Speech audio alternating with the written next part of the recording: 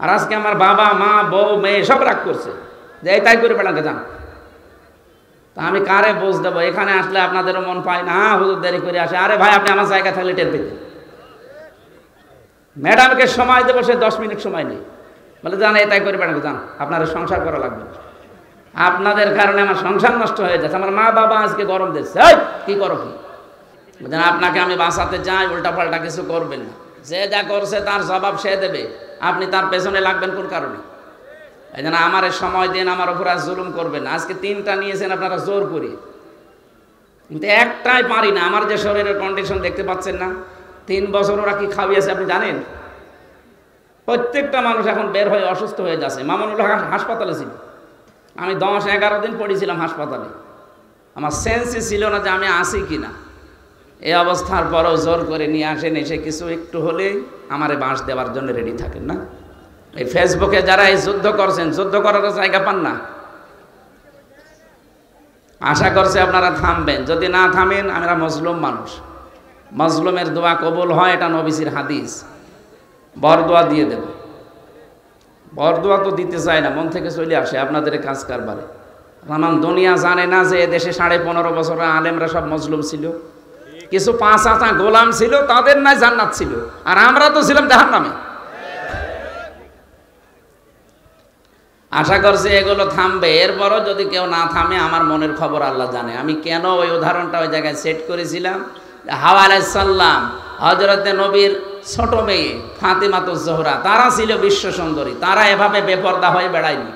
আর এখন একটু চেহারা সুন্দর হলেই মানুষকে দেখায় যে আমার বউ কেমন সুন্দর দেখো। এই জায়গায় বলতে গিয়ে যারা বিশ্ব সুন্দরী এখন তালিকা করে, তাদের এই দূরে ফ্যাশন, এই রশ্মিকা কি নাম, ও সাঁতা তো কোথায় বাড়ি আমি তাও জানি না, খালি পড়েছি এতটুকু। আর ওইটা উলট পালট করে। আমার কথা তো কাটবে, আমিরে জামাতের কথা তাই কাটসাট করে মানুষকে কালার করছে, আর আমি তো ছোট মানুষ। এই জন্য আগামী থেকে আমি আপনাদের হাতে পায়ে ধরে বলছি, যে কয়টা ডেট আমার শরীরে কোলায়, অন্তত এক জেলায় 2-3টা করি, এর বেশি তো পারার কথা না। 64টা জেলা, 630টা থানা, আপনি টের পাচ্ছেন? প্রত্যেক থানায় যদি একবার করে যাওয়া লাগে, মাসে বছরে কয়টা মাহফিল হয়?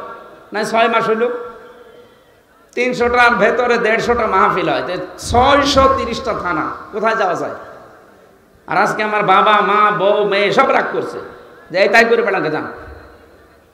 তা আমি কারে বোঝ দেবো? এখানে আসলে আপনাদেরও মন পায় না, হুজুর দেরি করে আসে। আরে ভাই, আপনি আমার জায়গা থাকলে টের পেতেন। ম্যাডামকে সময় দেবো, সে 10 মিনিট সময় নেই, বলে যান এই তাই করে বেড়াকে যান, আপনার সংসার করা লাগবে। আপনাদের কারণে আমার সংসার নষ্ট হয়ে যাচ্ছে। আমার মা বাবা আজকে গরম দিচ্ছে, এই কি করো কি? আল্লাহর দরবারে শুকরিয়া জানাচ্ছি, যিনি দিনের বেলায় হাজারো কাজ বাদ দিয়ে এখনো পর্যন্ত সকাল থেকে আমার খাবারও খাওয়া হয়নি। কোথায় ছিলাম? সেই যশোর, ওখান থেকে পর্যন্ত বাড়িতে আমার বাবার অপারেশন, ওনার এই হাসপাতালে থেকে আজকে নিয়ে আসলাম। এই জন্য সময় মতো আমি হাজির হতে পারি নাই, দুঃখ প্রকাশ করছি। আর এভাবে আমার উপরে জুলুম হয়ে যাচ্ছে জনগণের দ্বারা। এমনিতেই 3 বছর জুলুমের শিকার ছিলাম, এখনো পর্যন্ত আপনারা জুলুমই করছেন।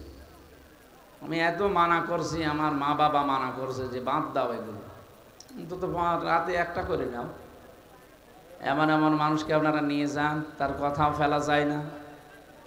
এইগুলো আসলে আমি মাইকেই বলছি, রেকর্ড হচ্ছে। আগামী থেকে এরকম চাপ দিয়েন না, আপনাকে আমরা অন্তত ফিরিয়ে দিতে বাধ্য হব। আপনি যখন দেখেন যে তার খালি নেই, আপনি এরপরও জোর করেন কি? আপনার বিবেক নেই? আমার শরীর তো পারা দরকার নাকি? এই যে লেখাপড়ার সময় দিতে পারি না, একটা বিষয়ের উপর কথা বলতে হলে 10-15 ঘন্টা পড়া লাগে, সে সময়টা পাবো কোথায় বলেন? কোথায়? যশোর আজকে এখানে, কালকে চট্টগ্রাম, কিভাবে যাব আমি? বাসা লাগবে না? আর হেলিকপ্টার দেখছেন আপনারা যে 10-15 মিনিট 20 মিনিটে চলে গেলাম। আশা লাগে তো বাই রোডে। আর রাস্তাঘাটের যে অবস্থা এখন, কুষ্টিয়া থেকে যশোর পর্যন্ত রাস্তার যে অবস্থা, শয়তানও মনে হয় রাস্তা যাবে না, এত ভাঙা। 2 ঘন্টার রাস্তা লাগে 5.5 ঘন্টা 6 ঘন্টা।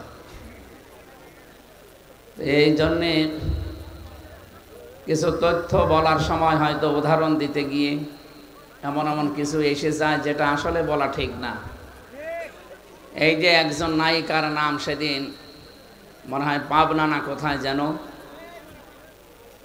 হযরত হাওয়া আলাইহিস সালাম, তার চেহারার যে বর্ণনা আল্লাহ কোরআনে কারিমে দিয়েছেন, তাফসীরের ভেতরে পড়েছি, তারা বিশ্ব সুন্দরী ছিল। তাদেরকে বলা যায় হযরতে জুলাইখা, ইব্রাহিম নবীর বড় স্ত্রী হযরতে সারা রাদিয়াল্লাহু তাআলা আনহা, এবং নবীজির মেয়ে ফাতেমাতুজ জোহরা, তারাই পৃথিবীতে সুন্দরী ছিল না? তাদের মতো সুন্দরী করে আল্লাহ কাউকে বানায়নি, এবং কিয়ামত পর্যন্ত এত সুন্দর মানুষ আর আসবে না। কিন্তু তারা কি আমাদের মতো এভাবে রূপ সৌন্দর্য প্রদর্শন করে বেরিয়েছে? বলেন। আমি এই উদাহরণ দিতে গিয়ে বলেছিলাম যে এখন যারা বিশ্ব সুন্দরের তালিকা, এই যে দূরে কে ফিশান নাকি নাম, রশ্মিকা, এগুলো আমি পড়েছিলাম, যোগান্তর পত্রিকায় দেয় মাঝে মাঝে, পেপার পত্রিকা পড়ে দেখেছি যে এদেরও তালিকা আসে, এদের যে চেহারা দেওয়া থাকে, কোথায় হযরতে হাওয়া আলাইহিস সালাম আর কোথায় এই নায়িকা। ওদের তুলনায় তো কিয়ামত পর্যন্ত কেউ এরকম সুন্দরী আল্লাহ পাঠাবে না। এদের দেখেই মানুষ পাগল হয়ে যাচ্ছে এখন। হযরত হাওয়া আলাইহিস সালামকে আদম আলাইহিস সালাম দেখেছিলেন সর্বপ্রথম, তিনি তো প্রথমে তাকিয়েছেন এবং ধরতে গেছেন। আমি এই উদাহরণটা ওই জায়গা থেকে বলেছিলাম। তারা আগে নেই পরে নেই, উল্টাপাল্টা করে মিডিয়া ট্রল করে, বিশেষ করে জনকণ্ঠ, এটা একটা জঘন্য কণ্ঠ। এদেশের বহু আলেম এবং শহীদ আল্লামা দেলাওয়ার হোসেন সাইদি রহমতুল্লাহ আলাইহি বহুবার বলেছে, জনকণ্ঠ এটা পত্রিকা না, এটা ভারতের এজেন্ট। আপনারা এই পত্রিকা কেনেন কোন কারণে?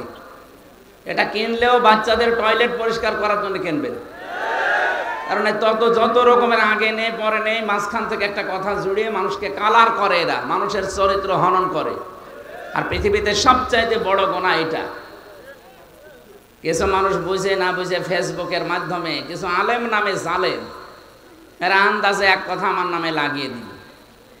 আরে ভাই, আপনি তো বুঝবেন যে আমি 1-1.5 ঘন্টা কথা বলি, 2-1টা কথা তো স্লিপ অফ টান হতেই পারে। আল্লামা সাঈদী সাহেবেরও হয়েছে।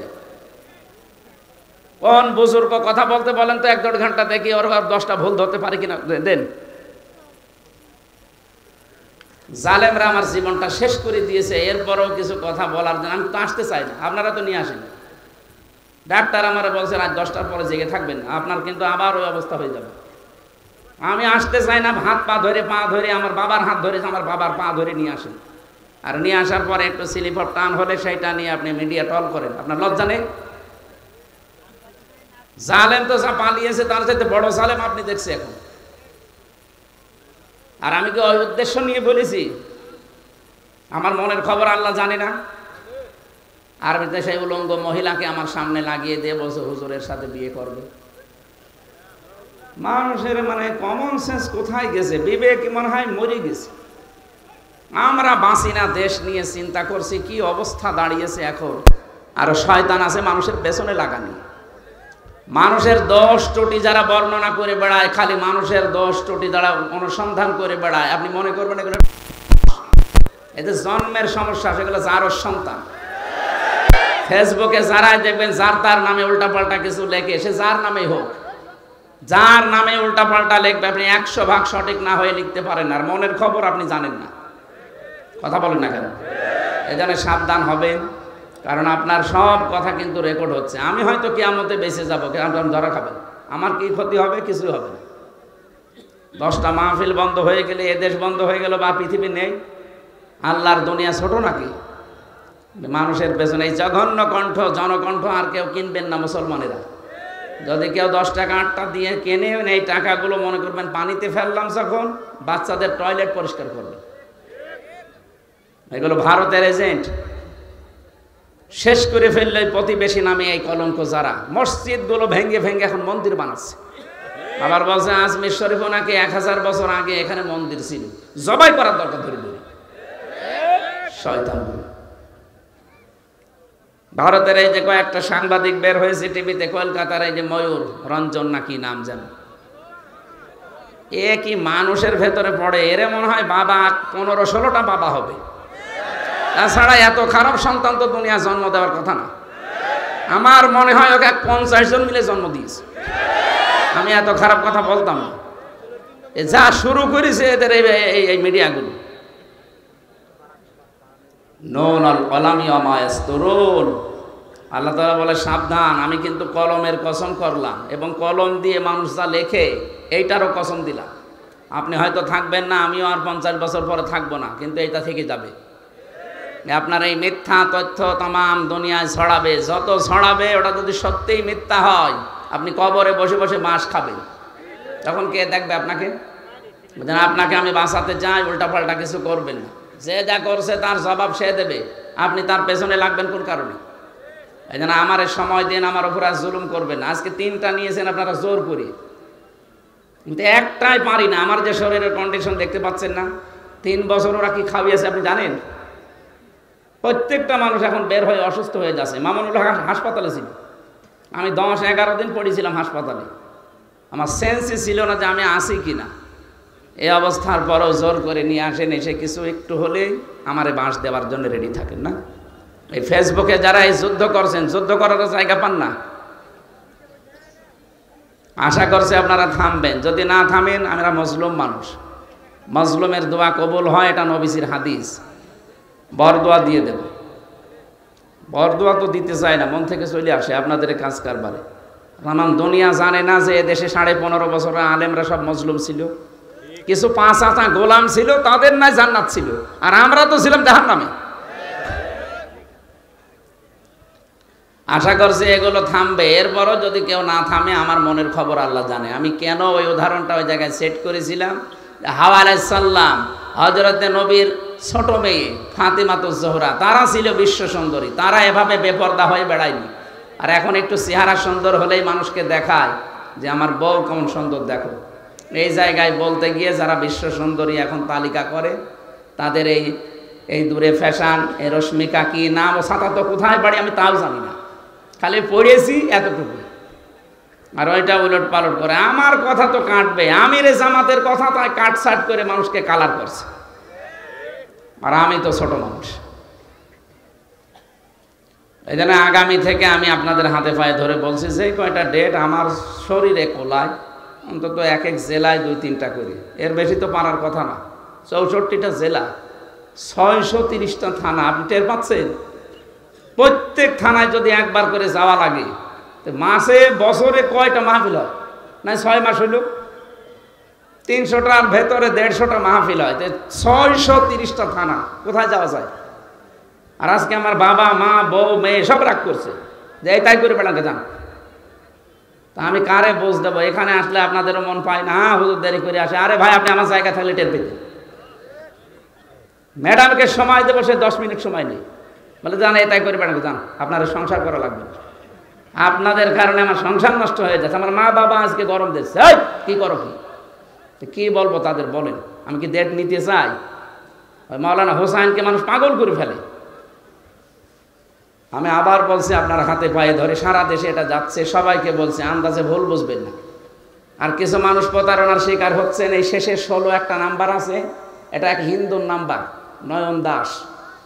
এই শয়তান কিছু মুসলমান মিডিয়ার সাথে হাত করে আমার ছবি পেছনে লাগিয়ে কম্পিউটারের মাধ্যমে ওরা মানুষের কাছে টাকা নিচ্ছে যে হুজুর ডেট দিচ্ছে, অথচ আমার ডেট খালি নেই, সারা দেশ জানে। এই কিছু মানুষ অজ্ঞ আবেগে টাকা দিচ্ছে, 10,000 5,000 করে দিয়ে ধরা খাচ্ছে। পোস্টার ছাপিয়ে বলছে আমাদের পোস্টার হয়ে গেছে, আপনি আসেন। আসবো মানে? আমার ওই দিন মাহফিল চট্টগ্রাম, আর আপনি দিয়েছেন সিলেটে, আমি যাবো কি করে? আর আপনার মাহফিল আমি জানিই না।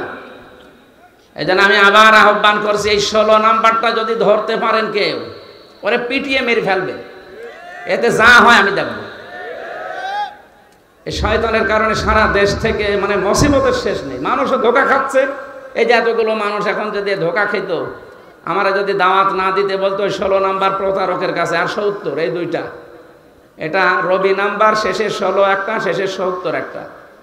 এরা বিভিন্ন জায়গা থেকে কম্পিউটারে খুব পারদর্শী, বিভিন্ন জায়গায় আমার ছবি এখানে পেছনে লাগিয়ে বসে মুখ নড়াচ্ছে। এত চালাকের আর এত এত এক্সপার্ট, কত প্রশাসনকে দিলাম যে ভাই ধরে দেন, না কেউ পারছে না। তো এখন আমি কি করব? কালকেও মাহফিলে চট্টগ্রামে ধোকা দিয়েছে মানুষকে, সেখানে বলে 1.5-2 লাখ মানুষ, বলছে হুজুর দাওয়াত নিয়ে আসে না, অথচ আমি জানিই না। ওই 16 নম্বরে ধোকা খেয়েছে, এই ময়মনসিংহ সেদিন ধোকা খেয়েছে, সিরাজগঞ্জ গোল চত্বরে ধোকা খেয়েছে, কিচ্ছু জানি না। এরা আন্দাজে মানুষ জমা করছে, আর নাম শুনলে তো এখানে 1-1.5 লাখ মানুষ হয়ে যায়। এটা বারবার সরাতে পারো না, মিডিয়াগুলো কি করে এরা? নাকি এরা ওর সাথে জড়িত আছে? না না, এর থাকতে পারে। না না, ধরতে পারো না, কি করো কি? গ্রুপ গ্রুপ চালায়, একে গ্রুপকে দেওয়া যায় না যে 16 নাম্বারে 70 নাম্বারে কেউ ধোকা খাবেন না, এইগুলো ছড়াতে পারো। রাশমিকার নাম মুখ দিয়ে একবার বের হইলে সেটা ছড়াতে পারো, আর এই তো পারো না।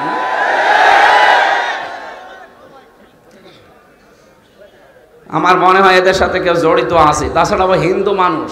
প্রশাসনকে একবার দিলাম কুষ্টিয়া সদর থানায়, উনি মোবাইল চেক করে এই নাম্বারটা, ওদের যে কায়দা আছে গোয়েন্দা বিভাগে, বলছে এটা নয়ন দাস বলে একজন, ওর বাড়ি হচ্ছে কুমিল্লা।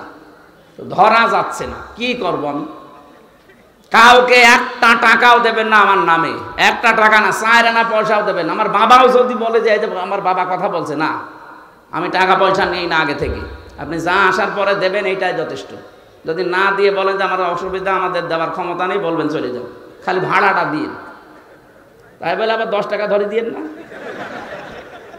দেখ, আমি বললাম আপনাদের সবাইকে সতর্ক করার জন্য, কাউকে টাকা দেবেন না, সে যেই হোক। আমি আবার বলছি, যদি আমার ছবিও দেখায় পেছনে ভিডিও, এই যে কথা বলেন না, বলবেন ধোকা।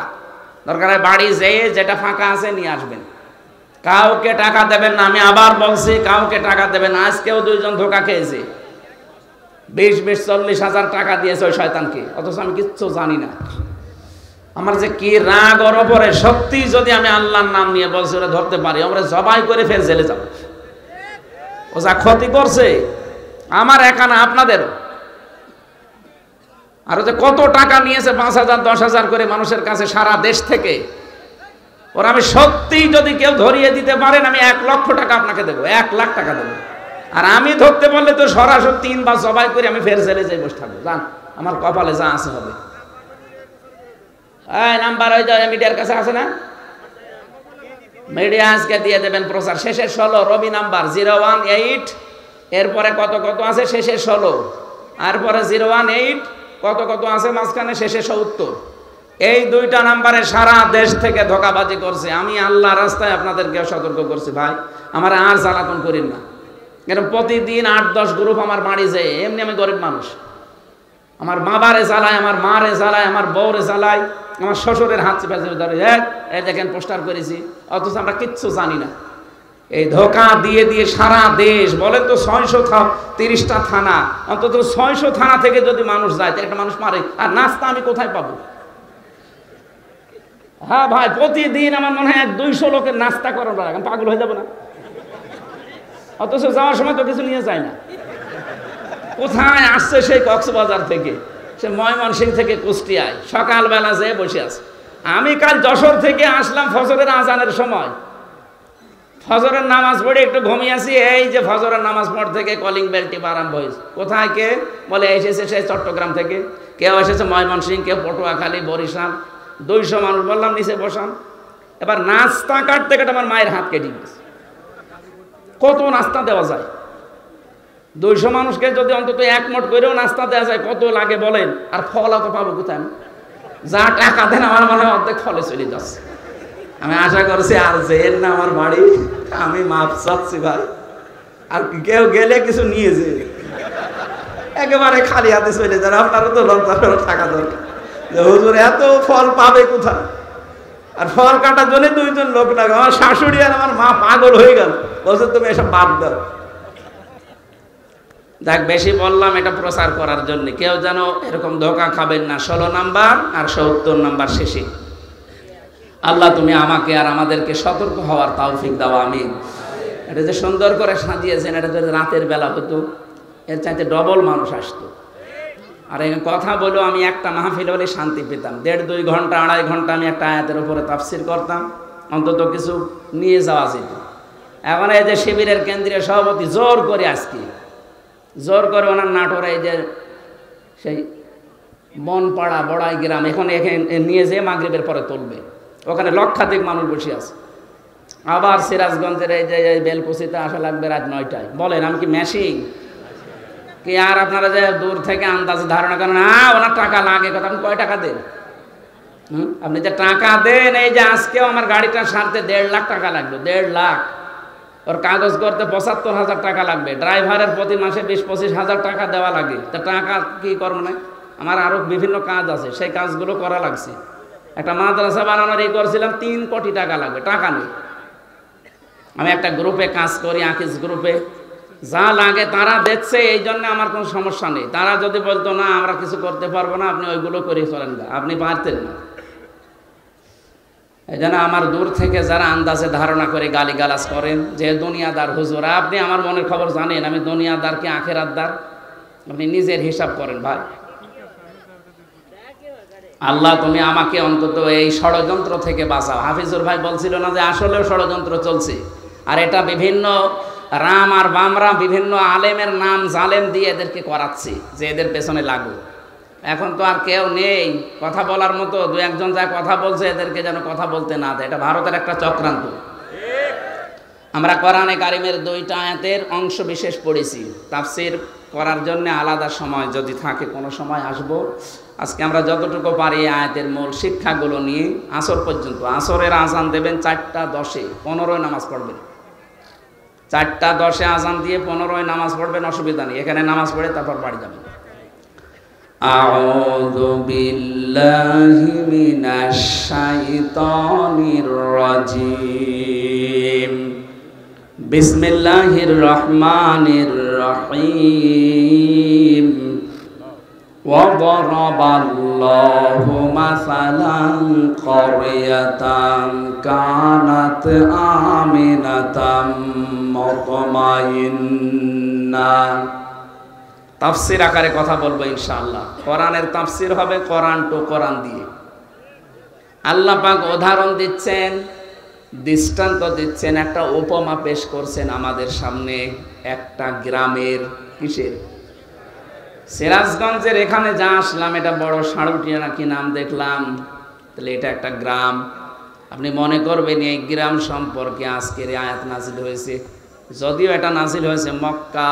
এই গ্রাম সম্পর্কে ১৫০০ বছর আগে নাজিল হওয়া আয়াতটা আমার যতটুকু জ্ঞান আল্লাহ কোরআন সম্পর্কে দিয়েছে আমি মিলিয়ে দেখলাম বাংলাদেশের একটা গ্রামের সাথে মিলে যাবে। এদেশে বহু গ্রামে যাওয়ার পরে দেখেছি সাইনবোর্ড লেখা থাকে আদর্শ গ্রাম। একটা গ্রাম আদর্শ এমনিতেই হয় না, 100% শিক্ষিত হওয়া লাগে। ওই গ্রামের ভেতরে যে সমস্ত কাজ কারবারগুলো মানবতা বিরোধী, শরীয়ত বিরোধী, ওইগুলো চলে না। অভাব অনটন, শান্তি স্বস্তি নিরাপত্তা বিভিন্ন দিক থেকে বিবেচনা করে লেখা হয় আদর্শ গ্রাম। পরশুদিন যেখানে ছিলাম লেখা ছিল আদর্শ আন্দোলিয়া, তার মানে গ্রামটা 100% শিক্ষিত মানুষ। কোরআনে আল্লাহ যে আয়াতটা দিয়ে গ্রাম সম্পর্কে উপমা দিচ্ছেন, এই গ্রামটার নাম হচ্ছে বাক্কা। নাম কি? বাক্কা। এটা মক্কার প্রাচীন নাম। আল্লাহ পাক বলেন ইন্না আব্বালা বাইতি উবদিআ লিন-নাসি লাল্লাযী বিবাক্কাতা মুবারাকা ওয়া হুদাল লিল আলামিন। অবশ্যই এই পৃথিবীতে সর্বপ্রথম একটা ঘর প্রতিষ্ঠিত হয়েছে। প্রথম বানিয়েছে আল্লাহ ফেরেশতাদের দিয়ে, দ্বিতীয় বানিয়েছে হযরতে আদমকে দিয়ে, এরপরে বানিয়েছে হযরতে নূহকে দিয়ে, এরপরে বানিয়েছেন ইব্রাহিম আলাইহিস সালাম আর ইসমাইলকে দিয়ে। এখন মাঝে মাঝে শত সংস্কার হয়, কিন্তু সর্বপ্রথম আল্লাহ পৃথিবীতে ঘর বলতে যা বোঝায় ওইটা বানিয়েছে কাবা শরীফকে। 2টা জিনিসের ভেতরে এখনো পর্যন্ত রাখা আছে। 1 নম্বরে ফিহি মুবারাকান, এটা বরকতময় করে দিয়েছে আল্লাহ, কিয়ামত পর্যন্ত এটা বরকত দিয়ে ভরপুর থাকবে। মুবারাকান ও হুদান, এর ভেতরে আল্লাহ পথ নির্দেশিকা রেখেছেন লিল আলামিন, বিশ্ববাসীর জন্য। এবার আসেন তো আয়াত থেকে আল্লাহ আমাদের জানাতে চান কি? তাফসিরে মুফাসসিরিন ইকরাম লিখেছেন, আমি বহু তাফসিরে আয়াতের সাথে মিলিয়েছি, সব মুফাসসির লিখেছেন আমান দাখালাহু কানা আমিনা। এই কাবায় যদি কেউ প্রবেশ করে আল্লাহ তাকে নিরাপত্তা দিয়ে দেয়। খুব ভালো করে বুঝবেন, এখান থেকে শিক্ষা বের হবে। এই বাতাস কি করে দাও, জোরে দাও। হ্যাঁ একটু জোরে দাও, 10 মিনিট, তারপরে বন্ধ করে দাও। ভেতরে ঘেমে যাচ্ছে।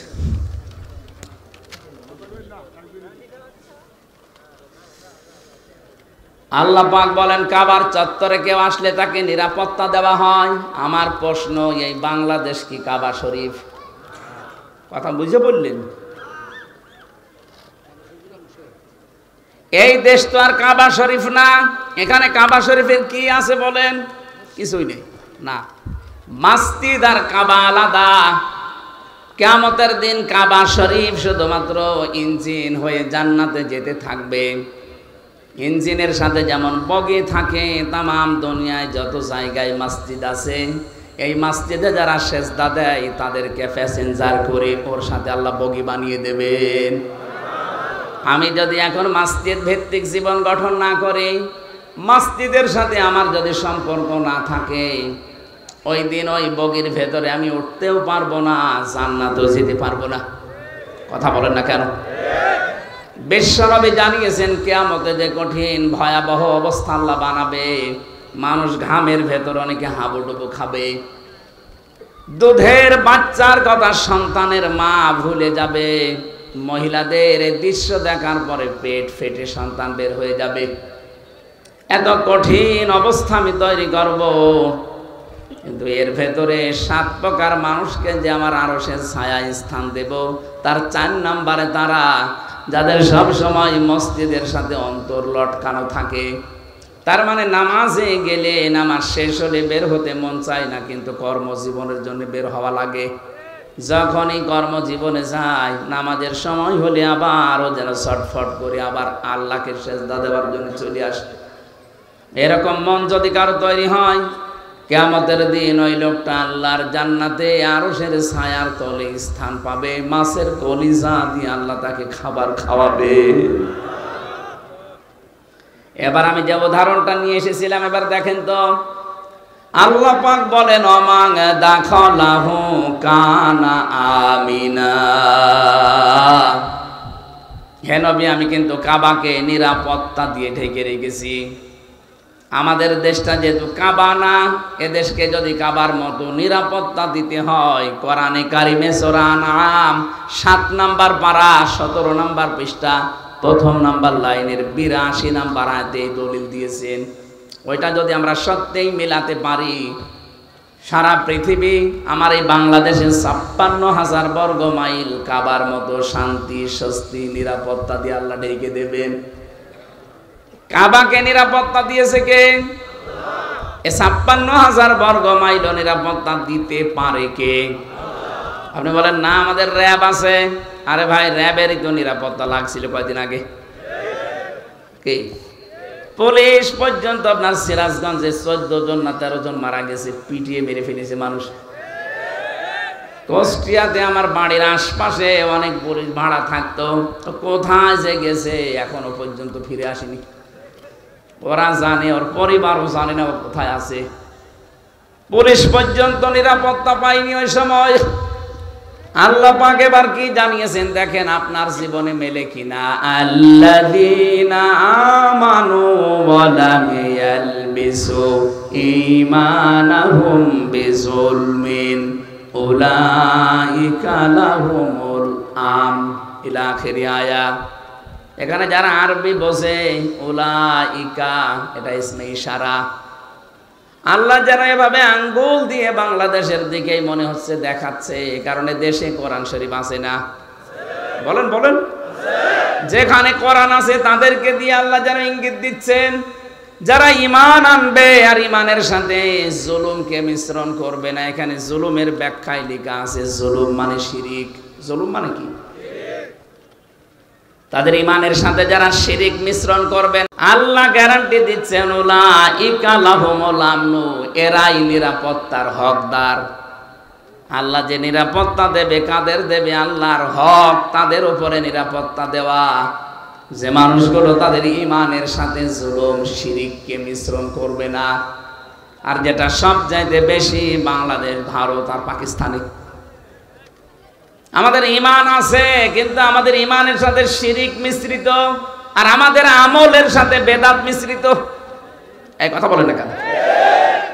আখলিস দীনাকা ইয়াকফিকাল আমালুল কলিল, তোমার ঈমানটা খাঁটি করো, শিরক মুক্ত করো।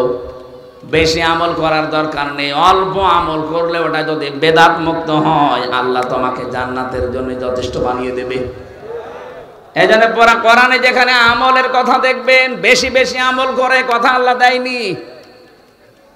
কোরআন শরীফে যেখানে আমলের কথা আছে, কাজের কথা আছে, কাজটা বেশি করে করো না, কাজটা ভালো করে করো। আল্লাযী খালাকাল মাউতা ওয়াল হায়াতা লিয়াবলুয়াকুম আইয়ুকুম আহসানু আমালা। তিনি সেই আল্লাহ যিনি তোমাদের মাউত আর হায়াত বানিয়েছেন। সিরাজগঞ্জবাসী আয়াতের দিকে একটু তাকান। আল্লাযী খালাকাল মাউতা দিয়েছেন আল্লাহ, আগে কিন্তু মাউতের কথা, এরপরে হায়াতের কথা। আপনারা শুনছেন? কোন দিকে তাকিয়ে আছেন? খালাকাল হায়াতা ওয়াল মাউতা আল্লাহ দেয়নি, আল্লাহ দিয়েছেন আগে মউত এরপরে হায়াত। এটা দিয়ে আমাদেরকে বোঝাতে চাই, বান্দা তুমি যত উপরে ওঠো না কেন এই বিশ্বাস নিয়ে থাকবা যে মরা লাগবে। কি করা লাগবে? এই জন্য মরণের কথা আল্লাহ আগে দিলেন, পরে দিলেন হায়াতের কথা। এখন হায়াত কি? আমরা অনেকেই মনে করি হায়াত মানে আমরা যেটাই আছি এইটাই, না। 5 প্রকার হায়াত। তাফসীরের ভেতরে আমি বেশি হায়াত হয় 5 প্রকার। 1 নম্বরে আরমে আরওয়াহ, রুহের জগতের যে হায়াত, এটা আমরা পার করে ফেলেছি। কথা বলেন না কেন? এরপরে আলমে পুতুন, মায়ের পেটের জগৎ, এখানে আমরা 10 মাস 10 দিন পার করে ফেলেছি।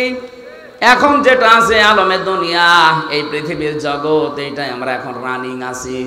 সামনে এখনো 2টা বাকি আছে, আলমে বারজাখ, কবরের জগৎ, আর একেবারে 5 নাম্বারটা আলমে আখিরাত, পরকালের জগৎ। তার আগে 2টা শেষ, পরে 2টা আছে, মাঝখানেরটায় আছি। তার মানে মাস্ট বি আমাদেরকে পরের 2টায় যাওয়া লাগবে। কুল্লু নাফসিন যায়িকাতুল মাউত ওয়া ইন্নামা তুওয়াফাউনা উজুরাকুম ইয়াওমাল কিয়ামাহ ফামান যুহজিহা আনিন নার ওয়া উদখিলাল জান্নাতা ফাকাদ ফাজ। রব্বুল আলামিন বলেন সূরা আলে ইমরানের 185 নাম্বার আয়াতে আছে, প্রথম অংশে প্রত্যেকেই মারা যাবে। প্রত্যেকেই মারা যাবে, হয়তো 2 দিন আগে 2 দিন পরে। প্রতিটি মানুষকে তার উজুরত, তার পারিশ্রমিক, যেটা তার পুরস্কার এনাম, আমি কিন্তু পরিপূর্ণ করে দেব তার হাতে ধরিয়ে। এই যে নে, যা করেছিস এইটা। শুধু এতটুকুই না, এটা তো আখিরাতের সাথে বলছি, দুনিয়ার বিষয়টা সামনে আসবে। 3 নম্বরে আমি আল্লাহ যাকে আমার জাহান্নামের আগুন থেকে মাফ করে জান্নাতে দিয়ে দেব, এই লোকটার জীবন সফল। এটা একটা ব্যাখ্যা। 2 নম্বর ব্যাখ্যা কি? ফামান যুহজিহা আনিন নার ওয়া উদখিলাল জান্নাতা ফাকাদ ফাজ। যেই লোকটা, কি আসরের আজান দিচ্ছে? একজন শুধু জবাব দিয়ে দিন, আজানের হয়ে যাবে। আল্লাহ রাব্বুল আলামিন জানিয়েছেন, যে লোকটাকে আমি তৌফিক দান করে যে আস্তে আস্তে জাহান্নামের কাজগুলো ছাড় দিতে থাকে, ছেড়ে দেয়, আর জান্নাতের কাজগুলোর দিকে এগিয়ে যেতে থাকে, এই লোকটার জীবন সফল। আপনি বলেন তো, আপনি কি জাহান্নামের কাজগুলো আস্তে আস্তে ছেড়ে দিতে পারছেন? জান্নাতের কাজের দিকে একটা একটা করে আপনি এগিয়ে যেতে পারছেন? যদি পারেন, বুঝবেন আপনার জীবন সফল। ও ভাই, ওমাল হায়াতুদ দুনিয়া ইল্লা মাতাউল গুরুর। দুনিয়ার এই জীবনটা কিন্তু খেলাধুলা।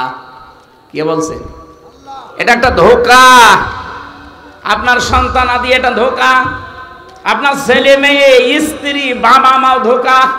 এটা যতদিন আপনি উপলব্ধি করে মেনে নিতে না পারবেন, এই ধোঁকা থেকে বের হতে পারবেন না। আল্লাহর কসম, আল্লাহ বলছেন এগুলো সব ধোঁকা। আয়াতে আমি একটা প্রমাণ পেয়েছি ধোঁকা কেন, একটা উদাহরণ দিয়েছেন। এখান থেকে যারা আমরা বসে আছি, 200 বছর পরে যদি রফিক নাই, এই ভাই যদি 200 বছর পরে ফিরে আসে এই পৃথিবীতে, উনি মনে করেন আর 50 বছর পরে মারা গেল, 200 বছর পরে ফিরে আসলো।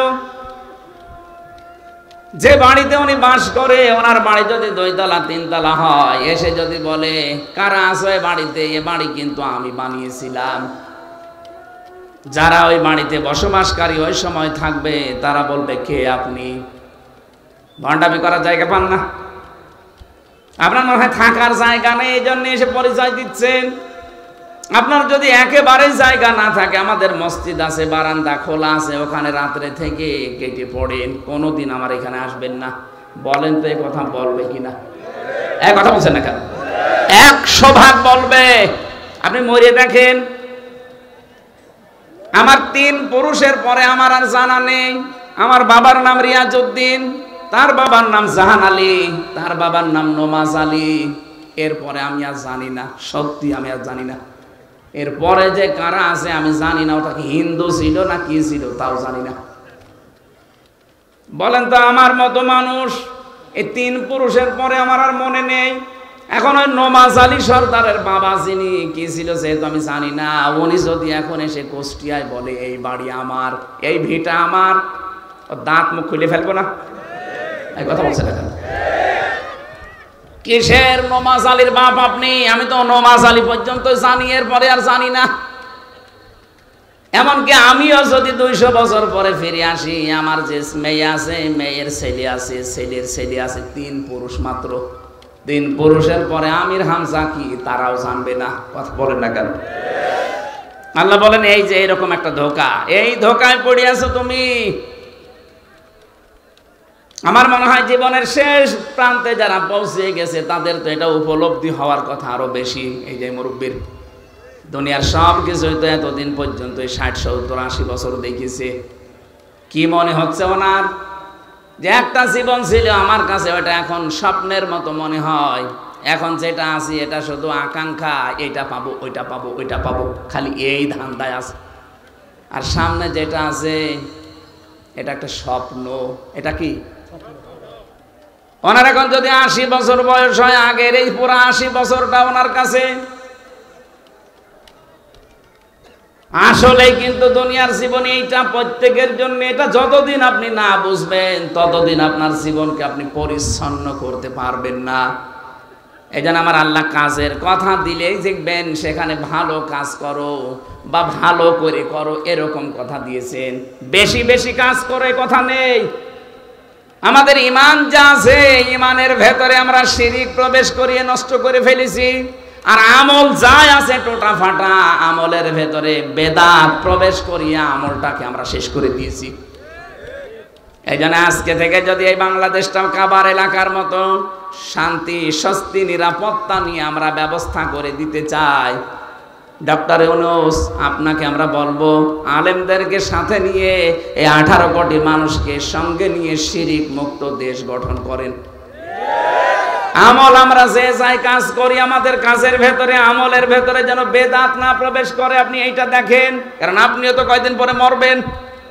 আপনিও মুসলমান, আমরাও মুসলমান। অন্যান্য জাতি যারা আছে তাদের ধর্ম তারা নির্দ্বিধায় পালন করবে, কোনো অসুবিধা নেই।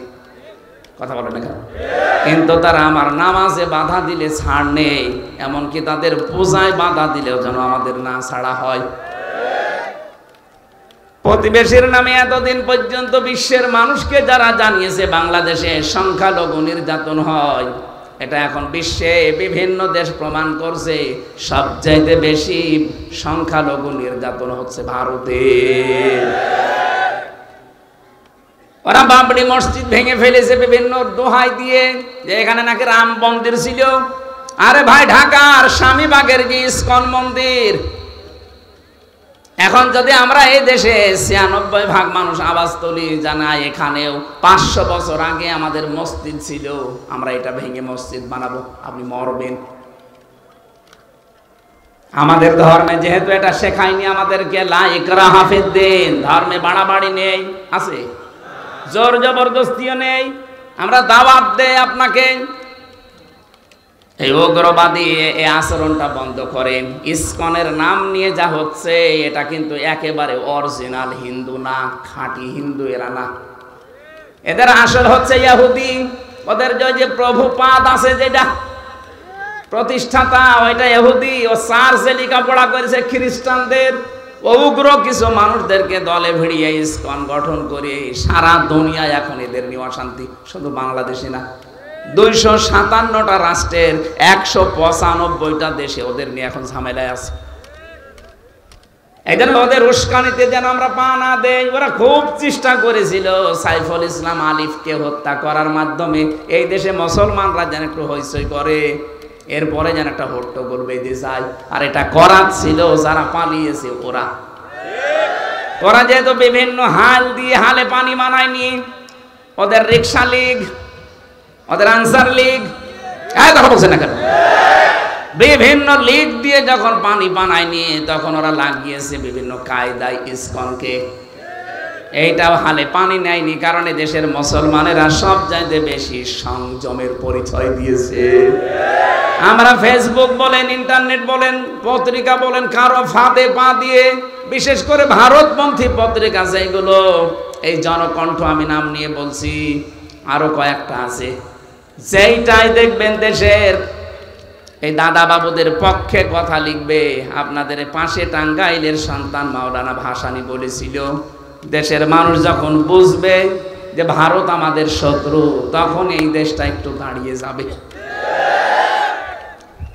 তারা বুঝেছিল, তারা বিচক্ষণ ছিল, কিন্তু এখন আমরা অনেকে এটা বুঝি না, মনে করে না আমাদের দাদা। কিসের দাদা?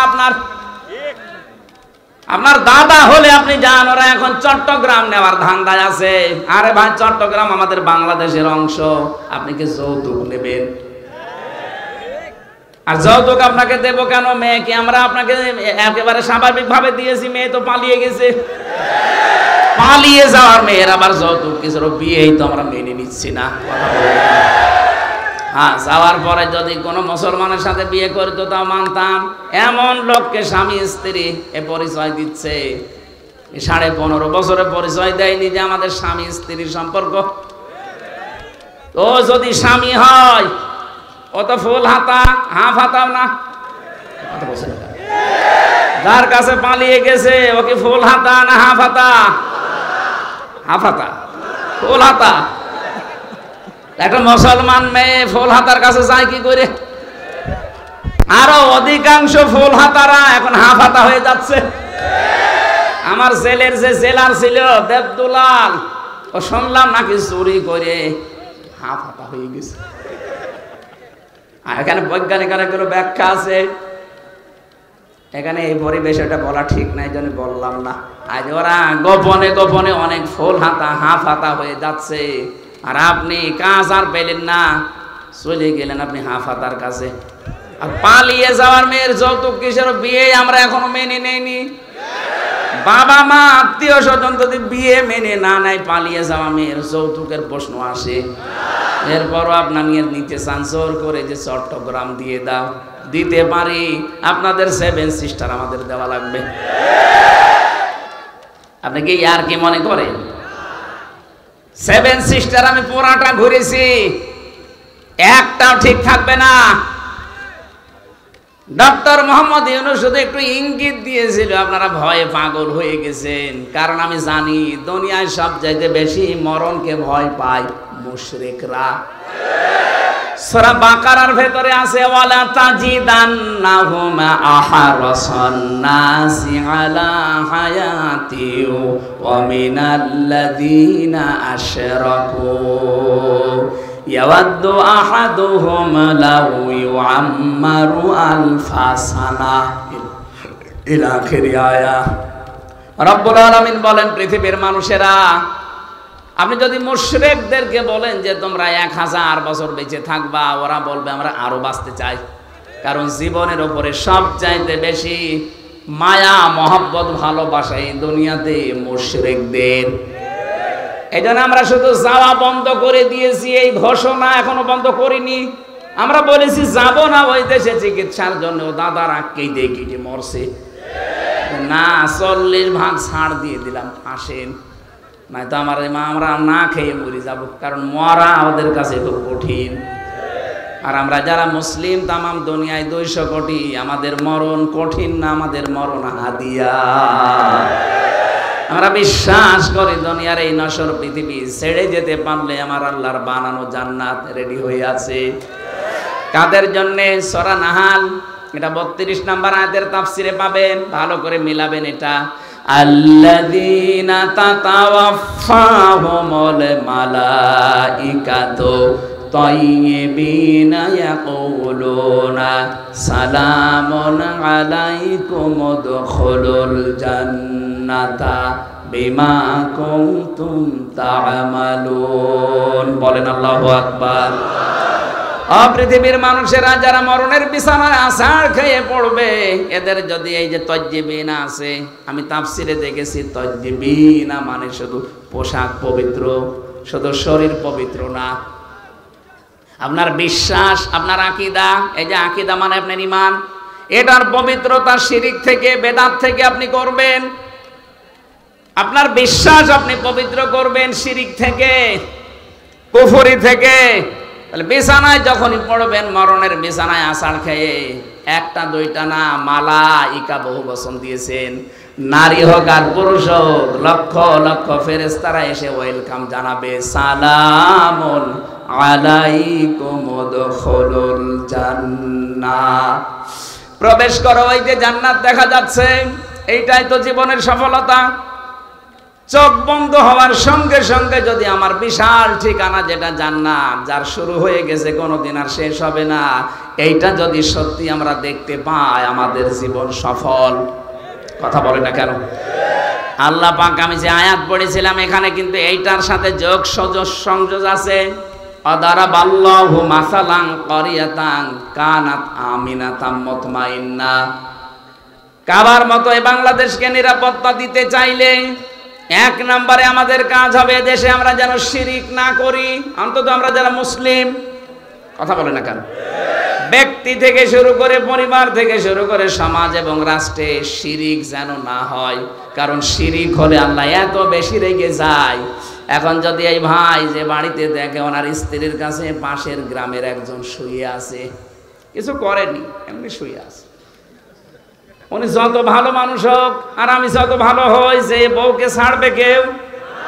আমার মনে হয় যদি হাতে দাঁত থাকে এক কপি আলাদা করে ফেলবে, আর বাংলায় গালি দেবে। আমি গালি দিতে পারলাম না। আপনি বলেন তো, ওনার বউ উনি খালি কি করেছিলেন? কবুল, এতটুকু একটা শব্দ নিয়ে বাড়িতে নিয়ে আসলেন, তাও তো পুরা চাহিদা উনি পূরণ করতে পারেন না। কারণ মানুষের জীবনের পুরা চাহিদা পূরণ করা আল্লাহ বাদে সম্ভব। কথা বলে না কেন? ওনার বউকে উনি কোনোদিন অক্সিজেন দিয়েছে? কথা বলে না কেন? একটা মানুষ প্রতিদিন অক্সিজেন কিনে যদি বেঁচে থাকা লাগে, প্রত্যেক দিন কমপক্ষে 12,000 টাকার অক্সিজেন লাগবে ঘন্টায়। কত? আপনি হাসপাতালে গিয়ে খবর নেবেন, আমার সঠিক তথ্যটা মনে নেই, ঘন্টায় মনে হয় কমপক্ষে যারা অক্সিজেন নিয়ে বেঁচে থাকে, এভাবে 24টা ঘন্টা উনি তো অক্সিজেন বউকে কিনে দেয় না। হয়তো জীবন চলার জন্য আনুষঙ্গিক যা আছে ওইটা কিনে দিয়েছে, বাড়িতে থাকার একটা ব্যবস্থা করেছে। এতটুকুর জন্য যদি অন্য মানুষ ওনার স্ত্রীর কাছে থাকলে এত রেগে যায়, স্বামীর কাছে অন্য কোনো মহিলা থাকলে স্বামী স্ত্রী যদি রেগে যায়, আল্লাহ বলেন বীর্য থেকে শুরু করে এরফিক পর্যন্ত পুরাটাই আমি বানিয়েছি, কারো দায়িত্ব ছিল না। বীর্য থেকে শুরু করে বেশি আরে বসিয়ে রেখেছি, পুরাটাই আমি আল্লাহ। আমার মা বাবা শুধু বিছানায় ছিল, এতটুকুই শেষ। বাকি যা করার আমি আল্লাহ করেছিলাম। নেই থেকে তোরে আমি চেয়ারে বসালাম হামজা, এখন যদি দেখি আমার সাথে তুই অন্য কাউকে যোগ করিস, তখন আমি আল্লাহ ওই স্বামী ওই স্ত্রীর মতো রেগে যাই। এটা না, আল্লাহ কিন্তু রেগে যাবে শিরিক করলে। আপনি আর যাই করেন, হয়তো আল্লাহ ইচ্ছা করলে মাফ করে দেবে, কিন্তু শিরিক করলে কোনো মাফ নেই। এই জন্য শিরিক যারা করে তারা দেশকে গজবে ফেলে। 15.5 বছরে কিন্তু শিরিকের কারখানা তৈরি করেছিল, মূর্তি বানিয়ে। কত কোটি কোটি টাকা খরচ করে বানালেন, কি হলো? এই যে গতকালকে সিরিয়া বিজয় হয়ে গেছে, যার মূর্তি ছিল এই বাশার, কি নাম যেন, বাশার আল আসাদ। এই শয়তানের মূর্তিগুলো এখন আমাদের যেমন ভেঙে ফেলেছিল, ওরটাও ভাঙতেছে। কি হলো আপনার? 15.5 বছরে কি করলেন? এতগুলো টাকা খরচ করে মূর্তি বানিয়ে, এত টাকা খরচ করেছিল এই পাথরের মূর্তি বানাতে। আমার কুষ্টিয়ায় যেটা ভেঙেছে, শয়তান এত শক্ত ভাঙা যাচ্ছিল না, শেষে এই বেগু দিয়ে এসে ভেঙেছে। সারা দেশের অবস্থা একদিনের ভেতরে সব শেষ, ওদেরটাও শেষ হচ্ছে। যেখানে যেখানে মূর্তির সংস্কৃতি, মুসলমানদের ঈমান যদি একটু জাগ্রত হয়, ওটা কিয়ামতের আগে আর থাকবে না। এজন্য আগামীতে যারা আসবেন, অনেকে ধান্দায় আছেন আমরা আসি, আপনারাও যদি করেন হয়তো 5 বছর থাকলেন, তারপরে জনগণ যখন জেগে উঠবে আপনারটাও বুড়ি গঙ্গায় ফেলবে। কারণ মূর্তির এই সংস্কৃতি, এটা শিরিক। এটা কি শিরিক? করলে আল্লাহ নিরাপত্তা তুলে নেয়। এমনিতেই আমরা ঝামেলায় আছি সারা দুনিয়া এখন, বিশেষ করে আমাদের প্রতিবেশী, এরা এত মানে নিকৃষ্ট প্রতিবেশী আল্লাহ আমাদের দিয়েছে। খালি পাকিস্তান থেকে একটু চিনি এসেছে, ওদের মাথা খারাপ হয়ে গেছে। তুরস্ক থেকে একটু জিনিস আসে, ওদের মাথা খারাপ হয়ে যায়। চীন একটু সাপোর্ট দেওয়ার জন্য বলছে আমরা আসি, ওদের মাথা খারাপ হয়ে গেছে। কেন? প্রতিবেশী তারা খুশি হওয়া দরকার, জানতো আমার পাশের বাড়ির লোকটা একটু আরামে আছে। কথা বলে না কেন? আর আপনাদের মাথা খারাপ হয়ে গেল কোন কারণে? পাশে যতগুলো রাষ্ট্র, বিশেষ করে পাকিস্তান, আফগানিস্তান, নেপাল, ভুটান, চীন, মায়ানমার, একটার সাথে ওদের সম্পর্ক ভালো না। আপনি দেখেন, একটার সাথে ওদের সম্পর্ক ভালো না। এতগুলো দেশ সব ভারত ছাড়া চলতে পারছে, বাংলাদেশও ভারত ছাড়া চলতে পারবে, কোনো অসুবিধা নেই। কথা বলেন না কেন? না খেয়ে মারা যাব কোনোদিন, এই মুশরিকদের পাঁচাটা গোলামি করা যাবে না। কারণ মরে গেলেই পবিত্র জীবন, আপনি জান্নাত পেয়ে যাবেন। আরে মুশরিকদের পাঁচাটা গোলামি করে শেষ জীবনে ঈমানও পাবেন না, কিয়ামত পর্যন্ত জালেম জ্বলা লাগবে জাহান্নামের আগুনে। আমরা 41 সাল 71 সাল থাকতে চাই না, আমরা 2 মিনিট থাকতে চাই, কিন্তু ঈমান নিয়ে। এই কথা বলেন না কেন? আল্লাহ বলেন এমন একটা গ্রাম দিয়েছিলাম, এই গ্রামে ছিল প্রথম নিরাপদ, 2 নম্বরে নিশ্চিন্ত। 1947 সালের আগের ইতিহাস বাংলাদেশের সাথে মিলান, এই আয়াতটা একেবারে খাপের খাপ, মমতাজের বাপ মিলে যাবে। আমি তো মিলিয়েছি এইভাবে, এই কোরআনের সাথে আমি যা পড়ি আগে বাংলাদেশ নিয়ে মিলাই দেখি এখান থেকে কি পাওয়া যায়। এক এক সময় এক এক জায়গায় আজান আছে, মানে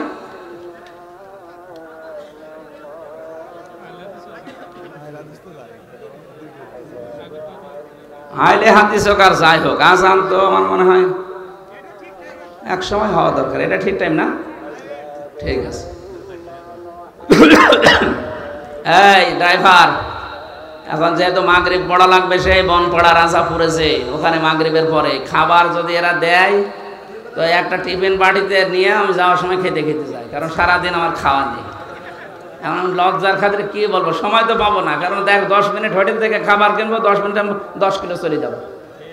এদেরকে বলেন যে খাবার যদি দিতে চান একটা টিফিন বাটিতে দেন, আমরা বসে বসে গাড়িতে খাবো। আর যদি না দিতে চাই, আর কি করবো, আমার ওই পাউরুটি কলা খেয়ে থাকা লাগবে আজকের মতো। সম্মানিত ভাইরা, আমি হাত জোড় করে মাফও চাচ্ছি, ক্ষমা চাচ্ছি। আজকে পুরাটা যদি রাতের বেলা পেতাম, আর একটা মাহফিল হতো খুব ভালো হতো। আমি আলোচনাটা 1.5-2 ঘন্টা 2.5 ঘন্টা করতে পারলে আমার একটা বিষয় বোঝানো সহজ হয়। এই অল্প সময়ের ভেতরে আমিও পারি না, আসলে ওই রকম যোগ্যতা তো আমাদের নেই।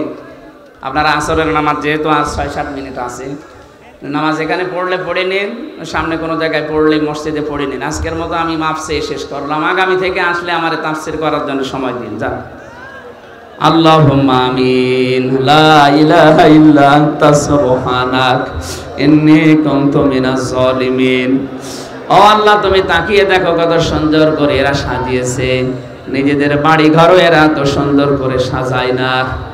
কোরআনের মহব্বত যাদের ভেতরে এত বেশি, যারা কাজকর্ম বাদ দিয়ে কোরআন শুনতে রাজি আছে, এদেরকে তুমি অমরের মতো হেদায়েত দিয়ে দাও। আজকের এই আয়োজনে যদি খুশি হয়ে থাকো, সওয়াবগুলো তুমি নবীজির রওজায় পৌঁছিয়ে দাও। দুনিয়ার মাটির নিচে যারা ঈমান নিয়ে ঘুমিয়ে আছে, আল্লাহ এদেরকে চিরতরে ক্ষমা করে দাও। বিশেষ করে মাহফিলের সম্মানিত সভাপতি, প্রধান অতিথি, বিশেষ অতিথি যাদের নাম দেখলাম, এদের মা বাবা যাদের কবরে আছে মাফ করে দাও। মা বাবা যাদের জীবিত আছে আল্লাহ তুমি খেদমত করার তৌফিক দাও। আমার বাবার অপারেশন চলেছে, আজকে কেবল হাসপাতাল থেকে আমি বাড়িতে নিয়ে আসলাম। আমার বাবাকে তুমি সুস্থ করে দাও। তার কাছে থাকা, খেদমত করা, তার কথাবার্তা শোনার এখন সময়, কিন্তু দিনের এই কাজটা নিয়ে, মিশন নিয়ে বের হয়েছি, এই জন্য বাবাকে মাকে সময় দিতেও পারিনি। আল্লাহ আমারে মাফ করে দাও। আমার রফিকুল ভাই আজকের প্রধান অতিথি, আল্লাহ তার মা বাবাকে মাফ করে দাও। তার স্ত্রী সন্তান যেগুলো দিয়েছো সহি সালামতে রাখো। আল্লাহ যে ষড়যন্ত্র হচ্ছে মিডিয়ার মাধ্যমে, বিশেষ করে জনকণ্ঠ যা আরম্ভ করেছে আলেমদের বিরুদ্ধে, আল্লাহ এদের ষড়যন্ত্র ছিন্ন ভিন্ন করে দাও। আমাদের মনের ইমানের অবস্থা তো তুমি জানো। আল্লাহ মাজলুমের পেছনে যারা লেগেছে এই মানুষগুলোকে তুমি ন্যাংটা করে দাও। আমরা দেখতে পাই যারা আমাদের পেছনে, আলেমদের পেছনে কথা বলে, ওদের চরিত্র কুকুরের চাইতেও খারাপ। এই মানুষগুলো এই মানুষের পেছনে লাগে, যারা মানুষ হয়ে মানুষের পেছনে লাগে, এরাগুলো তো অমানুষ, যারও সন্তান। আল্লাহ তুমি এদের থেকে, আলেমদেরকে, আমাদেরকে ষড়যন্ত্র থেকে বাঁচাও। মা বোন যারা বিভিন্ন জায়গায় আছে এদেরকে খাদিজার মতো, আয়েশার মতো বানিয়ে দাও। এদের পেটে এমন সন্তান দান করো যেন আমাদের জন্য তারা দোয়া করে, রব্বির হামহুমা কামা রব্বায়ানি সাগীরা। লা হাওলা ওয়ালা কুওয়াতা ইল্লা বিল্লাহিল আলিয়্যিল আযীম। রব্বানা হাব লানা মিন আজওয়াজিনা ওয়া যুররিয়াতিনা কুররাতা আয়ুনি ওয়াজআলনা লিল মুত্তাকিনা ইমামা। মরণ যখনই আসো, কোনো চিন্তা নেই মরতে, আমাদের কিন্তু ঈমান নিয়ে মরতে চাই। যখনই আজরাইল আসবে সবার মুখে একবার হলেও পড়তে দিও লা ইলাহা ইল্লাল্লাহু মুহাম্মাদুর রাসূলুল্লাহ।